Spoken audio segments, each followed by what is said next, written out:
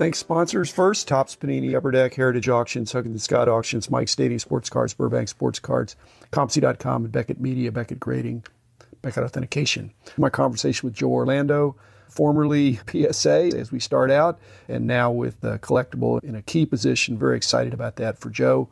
And here's our conversation. First, I want to apologize for keeping my distance with you for so many years in probably a misapplied sense of competition.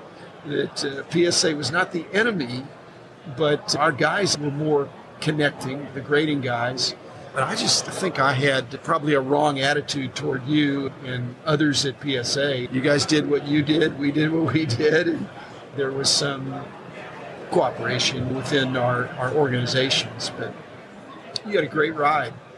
Thank you. And I had a great ride. My ride ended, and I'm back, but unattached, whereas you're back with Collectible now. That sounds really exciting. So welcome, Joe. First of all, I'm honored to be sitting here with you. And that's interesting. I never felt that at all. I felt it was just like everyone's so busy. We were number one in the hobby in so many things, except I used to, David Hall never gigged me or anything, and some of your other predecessors there. But it didn't stick in my craw because you guys earned it at PSA. It wasn't accidental. There was a lot of forethought and a lot of hard work and execution. Not just, we're just going to grade a bunch of cards, have a registry, and everything's fine. Right. No, I don't know if people think what a CEO does, but usually a CEO is solving the problems that the president can't. Yeah, it's definitely a juggling act. Like me, I think you're a hobbyist at heart. A precious commodity in this industry. So you're going to be a force for good. What I think is going to be a very influential company going forward. I think you're touching on something really important. The last couple of years, I've never seen an influx of participants and money like this. And the industry has gone through a couple explosions. The 1980s, there was one about 20 years ago, nothing like this. But you're right, there's so many new people coming in, and in some cases, they're spending money before they're learning about the subject matter. That was one of the things that attracted me to Collectible. They really value the educational aspect of the hobby, and it's something I enjoy doing. So they're going to allow me to really work on the kind of content that could be archived for many years to come, and new people coming in could use it as a resource, whether it's a specific subject like collecting cards or game used bats or original photos or general collecting tips. We're talking about the levels that are being paid at this point are so ginormous that it's important that people slow down and learn a little bit before they do it. But this explosion is like nothing I've ever seen. Are you an educator at heart? Because I didn't think you were an educator by training. I used to be a professor, and I enjoyed the teaching aspect, but not enough to make it a career. But I feel like all along I've wanted to help, as you do, with educating and helping the industry grow. I think if you don't have a good, strong knowledge base, it's just a bunch of guys trading cards without any basis. So there are some fundamentals, and you seem to be prolific in the fact, but you had a full-time job to being the CEO. And when the consultants came into me, they said, you can't be the CEO and do these price guides because they're two full-time jobs. But you surely had two full-time jobs. But that was an outlet for me. I loved it so much. That's something I do on a Sunday night. Just sit down and maybe write something or research something. I've been very fortunate in having mentors from the age of 5 till now. I turned 50 in October, and I feel like I have enough years under my belt now. I want to give that back to other people. All along, I had people willing to spend time with me when I didn't have 2 nickels to rub together. Yeah. Now, you see what's happening in our industry. I want to give that to others, and Collectible is going to allow me to do that. I don't know to what extent they created a job for you, but if they didn't, they should have. To say, we want this guy on our team. Here are his strengths. Let's make it a great situation. So is that what happened? Looks to me that you're a good fit there if they're going to let you do that stuff. Yeah, and they need that.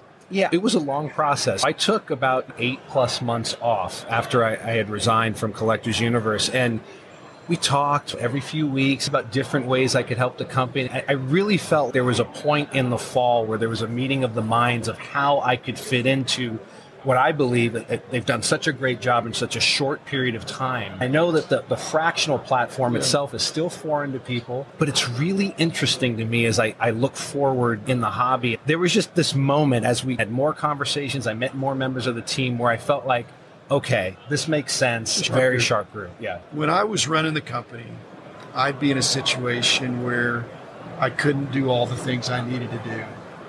And unfortunately, I was also the owner of the company, so I could stroke a check to say we're going to fund this. CEO at Collectors Universe when it was public. Yes. That's a different kind of currency and oversight. Did you enjoy that? Because many of my buddies that have been CEOs of public companies, it's taken the bitter with the sweet. Yeah, it's an invaluable experience, but it comes with other things. Going back to Collectors Universe for a second and it being public before, I do believe that it's in a better place being a private company because of the freedom that comes with it. Yeah. As a public company CEO, you have a lot of different people to answer to, shareholders, board members. And you can't answer the question. You are not allowed to answer certain things. Yes. Or you get in trouble. There's an art to it. And you apparently mastered it. It's probably nice to have that in your rearview mirror. And I hope Collectable doesn't go public anytime soon, just for your sake or for anybody's sake. But eventually it easily could.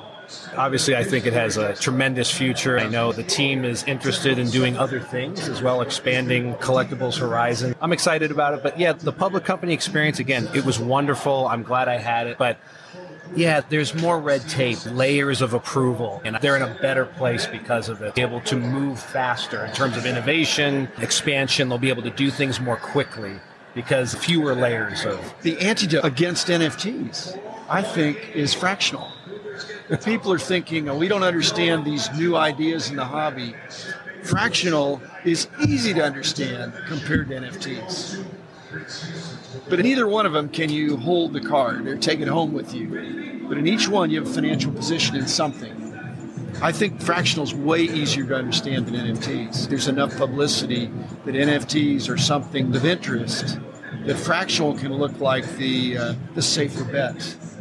Yeah, and it could bridge the gap as well. It could bridge the gap of somebody looking for a 21st century idea that still has roots in there's a physical card there, and with the prices these cards have now, and again, I'm not blaming PSA or BGS or anybody, but these phenomenal prices in almost every case come in a PSA or a BGS holder. These world record $1 million prices. Grading surprised my expectations. Maybe a little bit of professional jealousy that because the registry just really, I remember Mark Harwell came to me and said, we can do everything better and we still don't have the registry. But that's customer intimacy. It's not a winner-take-all, because I think we carved out a niche, but it's almost winner-take-all, first-mover advantage, like a lot of the .com things are. Yeah. We had all these distinctives, which I can joke with you. We had the lowest margins in the grading category, I think, with an inner sleeve and a thicker slab and metallic holders and all these things that Mark Harwell, that you knew, has passed away now. Yeah. Great ideas, but they all added to our delivery time and cost. Part of me says, I wish we'd started out charging the way you guys did, but we wanted to have our distinctives, and I'm not a copycat, but I can admire the great things PSA did under your regime that really were market leading. Collectable, if you can bring some of that same energy to Collectable, I love the fact they're sports centric right now. I know they'll probably expand out to other things, but you're going to keep them aware this is not just an industry, it's a hobby too. Obviously, I appreciate the kind words, but what you did with the magazine, with the price guide, and with the structure, it was a big inspiration to me working at PSA, and it's an inspiration to me working at Collectable. Yeah. Someone asked me the other day, what's the common theme within each explosion that our industry has experienced in the last 4 or 5 decades? A big part of it is access to information. What was the first part of that? Back in the pre-internet days, which it's hard for many of the young people to think about, but it was getting the price guide was structure, the price guide was data, and that helped raise the industry to an entirely new level because now things made sense. I would go into a baseball card shop or a show, and there was something to refer to that brought structure to the market. So all the way back then and throughout every leap our industry has made, access to information, access to product, access to people seems to be the common theme. But content, to me, content is important. And a Collectible bringing you on says they're embracing that. An educated customer is a better customer. When I started doing price guides in the 70s, dealers would come up to me and they'd say, "You're killing me. Just going to ruin everything." Right. And I said, "You'd be surprised if people understand there is a value structure here that's articulated. It's not exact, because if it was, we wouldn't have to do a new edition the very next month. Things are dynamic, and you'll figure out a way, but the cards are going to come out."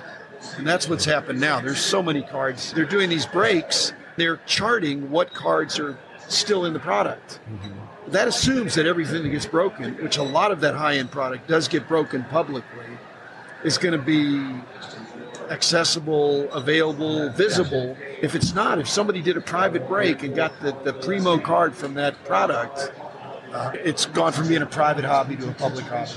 And it's been in your lifetime and my lifetime. Yeah, I distinctly remember that attitude. And that attitude lasted for a very long time, where it's, I have this information, I'm going to keep it to myself because it's an advantage for me as a buyer, as a collector or a dealer, versus the next person. But I agree, an educated buyer is a confident buyer. So I think in terms of the overall market health, it's way better if it's more of an even playing field. There are no secrets anymore. The young kid coming in has researched that one card to the nth degree and knows that's a card on the move. And the dealer's got 100 cards in the showcase, not tracking them all equally. When I was doing the early price guides, these naysayer dealers, in the 70s, they said, "Yeah, you're going to kill it. It's really bad." And I said, "Well, I'd really like you to help and fill out the survey and participate." Some were reluctant, but many were not.